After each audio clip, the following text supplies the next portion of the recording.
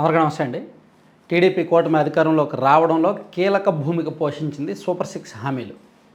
నిజానికి జగన్మోహన్ రెడ్డి గారి మీద ఉన్న వ్యతిరేకత, గత ప్రభుత్వ పరిపాలనలో ఉన్న జరిగిన తప్పులు, అవినీతి, అరాచకాలు, దౌర్జన్యాలు, రాజధాని ఆపేయడం, పోలవరం ఇవన్నీ వ్యవహారాలు కావచ్చు. దాంతోపాటు జగన్మోహన్ రెడ్డి గారు ఇస్తున్న పథకాలకు మించి మేము ఇస్తాము, సో వాళ్ళు 15,000 ఇంట్లో నలుగురు పిల్లలున్నా ఒక పిల్లాడికే ఇస్తున్నారు, మేము మాత్రం నలుగురికి తల్లికి వందనం ఇస్తామని చెప్పడం, అలాగే ఫ్రీ సిలిండర్స్ 3 ఇస్తామని చెప్పడం, ఇలా ఆడబిడ్డ నిధి, ఇలా అనేక సంక్షేమ పథకాలు ముందుగానే ప్రకటించి ఏ కుటుంబానికి ఎంత లబ్ధి చేకూరుతుంది అనేది ప్రాక్టికల్గా వివరించి చెప్పారు. కాబట్టి జనం, బిలో మిడిల్ క్లాస్ వర్గాలు అందరూ కూడా ఈవెన్ కంచుకోట లాంటి వైసీపీ కంచుకోట లాంటి ప్రాంతాల్లో కూడా టీడీపీకి ఓట్లు వేశారు అనేక కారణాల నేపథ్యంలో. సో ఖచ్చితంగా కూటమి ప్రభుత్వం మీద సూపర్ సిక్స్ హామీలు సమర్థవంతంగా అమలు చేయాల్సిన బాధ్యత ఉంది. సూపర్ సిక్స్తో పాటు మరో 90 హామీలు ఇచ్చారు వాళ్ళు ఎన్నికల మేనిఫెస్టోలో. ఆ 90 హామీల గురించి పెద్దగా ఎవరు మాట్లాడతారు లేదా తర్వాత, కానీ సూపర్ సిక్స్ మీద మాత్రం ఖచ్చితంగా అందరూ మాట్లాడతారు.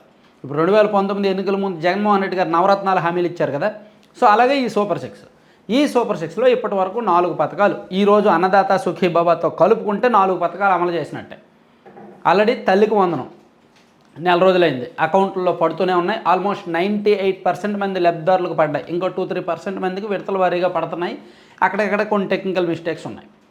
అలాగే దీపం పథకం, ఏడాదికి 3 ఫ్రీ సిలిండర్లు, అది కొన్ని డబ్బులు అయితే రావట్లేదంట. సిలిండర్లు ఇస్తున్నారు, సిలిండర్లు డబ్బులు పెట్టి తీసుకుంటున్నారు, డబ్బులు వెనక్కి రావట్లేదు. దానికే ముందుగానే డబ్బులు చెల్లించేస్తామని ప్రభుత్వం చెప్తోంది. ఈ విషయంలో కొంచెం ప్రభుత్వం జాగ్రత్త పడితే మంచిది, లేకపోతే మాత్రం జనం తిట్టుకుంటున్నారు. ఆల్రెడీ పథకాన్ని అయితే అమలు చేశారు, కానీ అసంపూర్తిగా ఉందనేది వాస్తవం.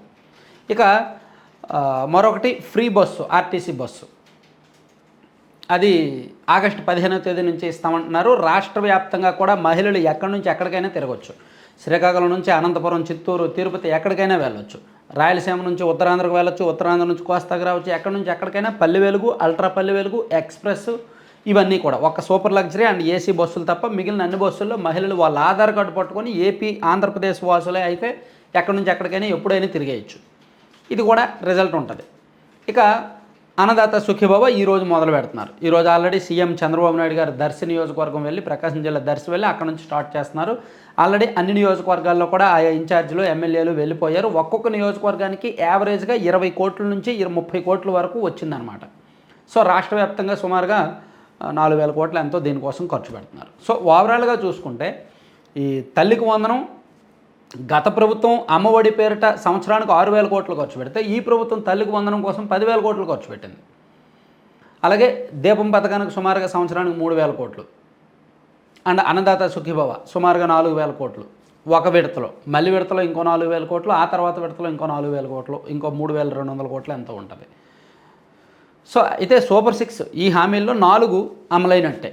ఇంకో 2 హామీలు ఉన్నాయి. ఈ 2 కూడా చాలా పెద్ద హామీలు, అంత ఆషామాషి వ్యవహారం కాదు అమలు చేయడం. ఆడబిడ్డ నిధి, 18 ఏళ్ళు నిండిన ప్రతి మహిళకు కూడా నెలకు 1,500 రూపాయలు, అంటే సంవత్సరానికి 18,000 రూపాయలు. సుమారుగా ఈ లెక్కన వీళ్ళు ఎంత కటింగులు చేసినా 80 లక్షల మంది ఉంటారు. సుమారుగా 80 లక్షల మందికి సంవత్సరానికి 18,000 అంటే ఎక్కడి నుంచి తీసుకొచ్చిస్తారు?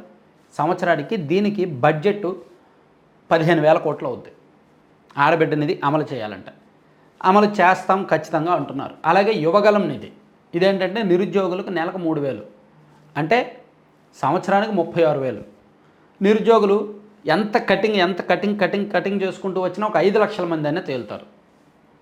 ఓవరాల్గా ఒక 20 లక్షల మంది ఉండొచ్చు కాక. సో ప్రైవేట్ ఉద్యోగాలు, చిన్న ఉద్యోగాలు, దొరికిన ఉద్యోగాలు చేసుకున్న వాళ్ళు, లేదా అబోవ్ మిడిల్ క్లాస్ ఉన్నోళ్ళు, రకరకాల కటింగుల్లో పోయే వాళ్ళు అంతా ఉండే జల్లెడు పడితే చివరికి ఒక 5 లక్షల మంది తేలుతారు. ఈ 5 లక్షల మందికి సంవత్సరానికి 36,000 అంటే ఇది కూడా చిన్న చితక స్కీమ్ ఏమీ కాదు. దీనికి కూడా అరౌండ్ ఒక 5,000 కోట్లైనా కావాలి.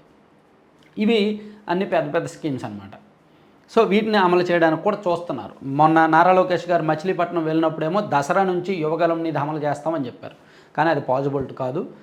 దాని గురించి ఎవరు పెద్దగా ఆశించట్లేదు కూడా. మీరు యువగలం నిధి అంటే యువగలం ప్రతి నెల 3,000 ఇచ్చే బదులు ఉద్యోగాలు చూపించండి. ఇస్తామన్న 20 లక్షల ఉద్యోగాలు ఇచ్చేయండి. ఈ ప్రభుత్వ ఉద్యోగాలు భర్తీలన్నీ కూడా ఫిలప్ చేసేయండి. సో ప్రతి సంవత్సరం జనవరి 1వ తేదీన జాబ్ క్యాలెండర్ రిలీజ్ చేసేయండి. ఎక్కడ ఎప్పుడు ఏ ఖాళీలు ఉన్నా సరే చూడండి, పరిశ్రమలు తీసుకురండి, పెట్టుబడులు తీసుకురండి.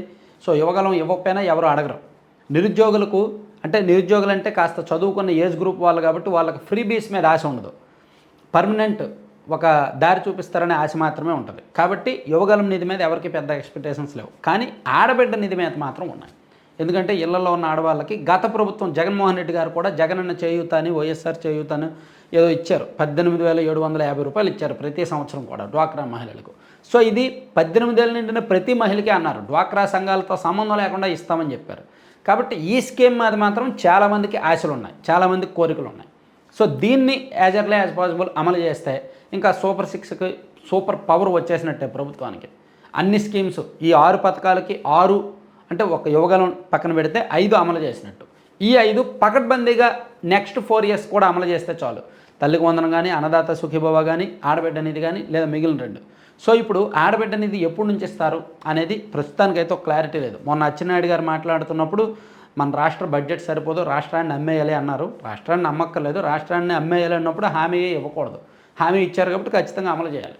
మేబీ వచ్చే సంవత్సరం మార్చి నాటికి ఇస్తారా, లేదంటే ఈ సంవత్సరమే ఈ దసరా దీపావళి చూసుకొని ఏమైనా ఇస్తారా, ప్రభుత్వం ఆలోచన ఏంటనేది చూడాలి. సో ఇది కూడా అమలు జరిగితే మాత్రం సూపర్ 6 అనేది కూటమికి సూపర్ పవర్గా మారుతుంది. పూర్తిగా అమలు చేయాలి. ఏ సంవత్సరం కూడా ఢోకా లేకుండా ఇన్ టైం షెడ్యూల్ ప్రకారం వెళ్ళిపోవాలి.